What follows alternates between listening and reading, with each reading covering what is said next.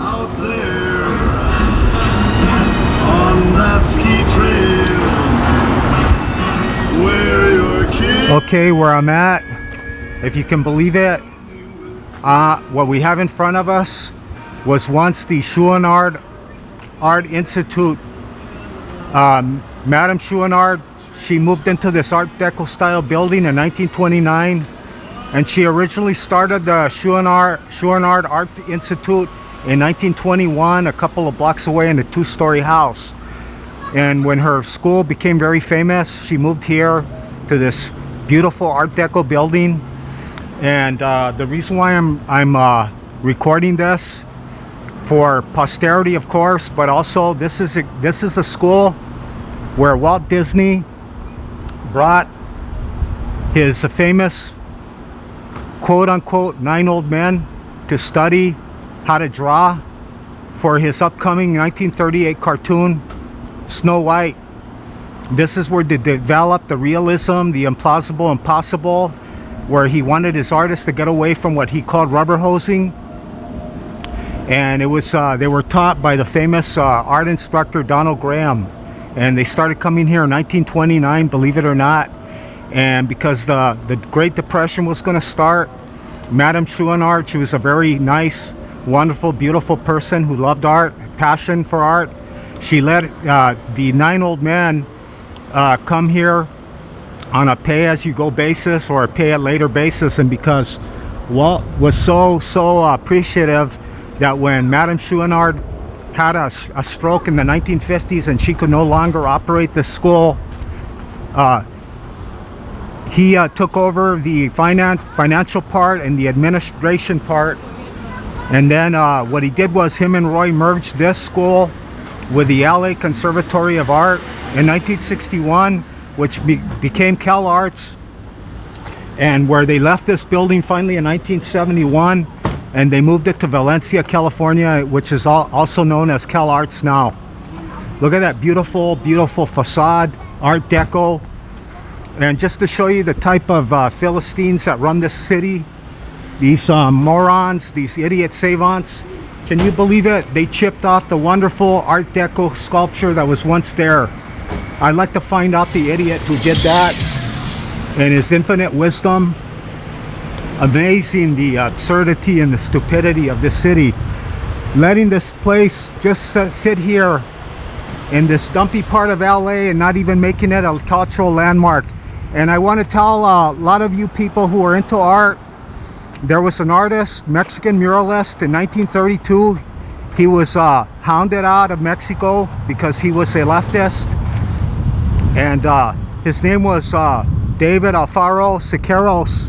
And Madame Chouinard found out he was living here in exile, and she had him teach at this school in 1932. And if you can believe it, right there in that spot, he painted a famous mural called Street Meeting in 1932. And because it had leftist overtones, the LAPD Red Squad, they painted over it. And there was recently a famous art historian. He found out that the art of David Alfaro Siqueiros is on that wall. And when they were trying to find it, they found an old student who came here in the 1930s who helped paint that mural as a school project. And he said that he recognized the windows and the doorway behind this building, if you can believe it, blocking that entrance right there. And that's where it's at. It's underneath that. And this fellow named I forgot his name, but he found out that there was this woman named Nalbertina Murphy Chouinard, and he bought her house, and he didn't know who she was. And I guess he bought it recently, and he became fascinated with Nalbertina, and he ended up doing a lot of research, and he found out that she was this famous teacher. She had this famous school from 1929 to 1972, and he started a foundation to keep her legacy alive. And her the fame that came out of the school, the West Coast California popular art flourished here in the 1960s. Ed Ruscha, Larry Bell, Wallace Berman came here, who incidentally, those two artists are on the cover of Sgt. Pepper's Lonely Hearts Club Band, the Beatles' famous album from 1967, Larry Bell and Wallace Berman.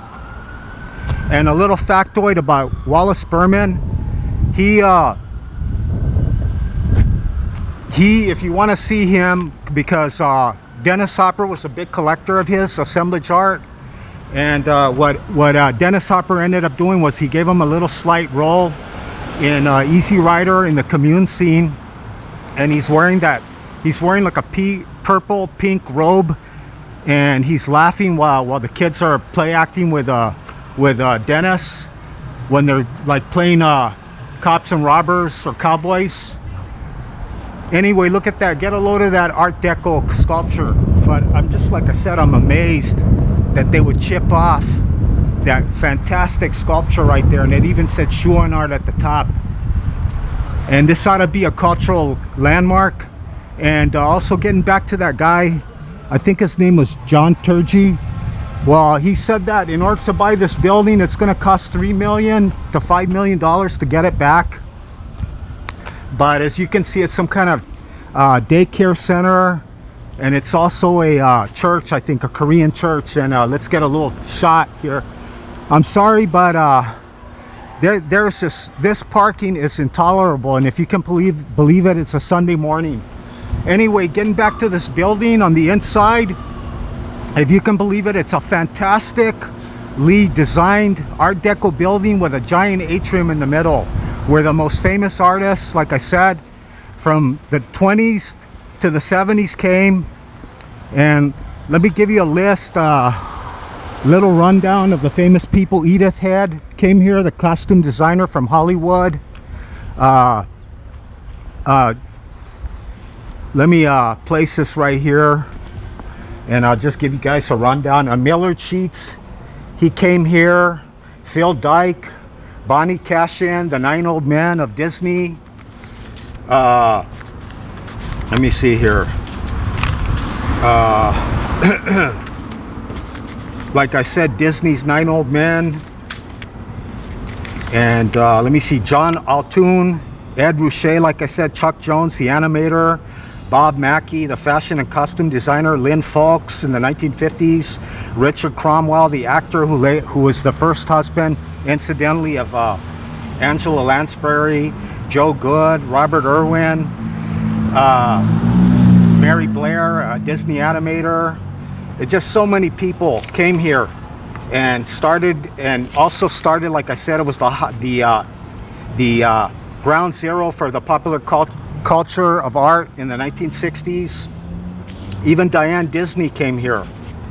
And like I said, that famous mural on the street, on the side of the building, is called Street Meeting, and in Spanish it's called Encuentro en las Calles, Street Meeting. And like I said, they're trying to buy the building so they can restore that art. But like I said, that's the Philistines. Those are the geniuses that run LA. And you'd think this would be a national landmark for the arts on the West Coast, at least, because California at that time, when Madame Chouinard started here, she was actually she started out as an instructor at the Otis Art College and Design. That was the first one, founded in 1918 on the West Coast.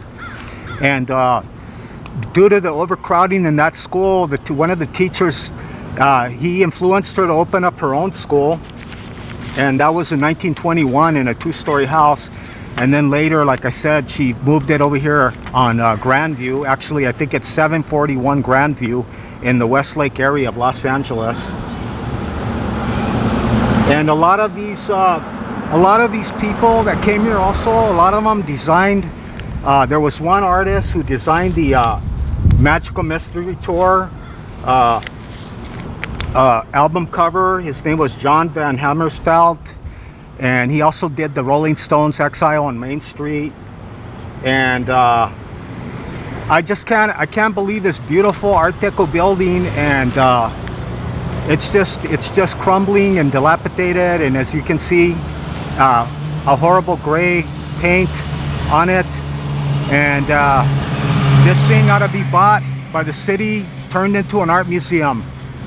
Okay, well, I hope you guys appreciate this, especially you artists, you art historians, and thank you, Madam Chouinard, for what you've did for the West Coast art culture. And thank you for watching this. And like I said, if it wasn't for Madam Chouinard, we wouldn't have had the renaissance of art on the West Coast if it wasn't for that wonderful, beautiful woman. Okay, thank you, and please subscribe to my channel.